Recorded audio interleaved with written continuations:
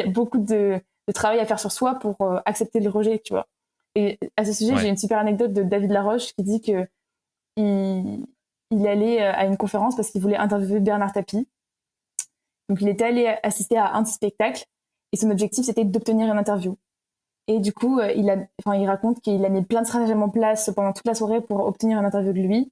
Et à la fin du spectacle, il attend 2 heures jusqu'à ce qu'il sorte.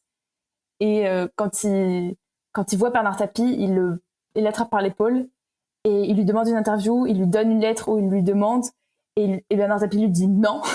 Et il lui repose une question, il lui dit est-ce que c'est parce que vous n'avez pas de temps, on peut le faire en 15 minutes? Il lui redit non. Il lui dit est-ce que ça vous gêne d'être filmé, on peut ne pas filmer? Et il redit non. Et il dit qu'est-ce que je peux faire? Et il dit ben rien. Et il reforce encore, et Bernard Tapie lui dit t'as une sacrée détermination, toi.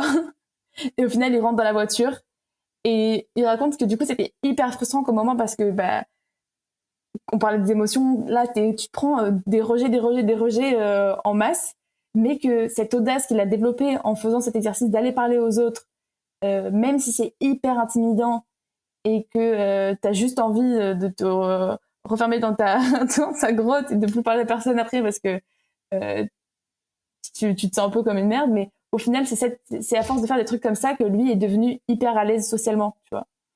Donc, je pense que c'est bien aussi que moi, par exemple, je reste plus dans ma zone de confort de parler que à des gens sur LinkedIn où maintenant c'est rassurant, mais que par exemple, quand je suis à Paris, j'arrive à me mettre plus en mode David Laroche, aller à des gens où j'aurais trop peur d'aller leur parler. C'est là, en fait, que tu progresses sur toi, tu vois. Le networking, c'est aussi un travail sur soi Ouais. énorme.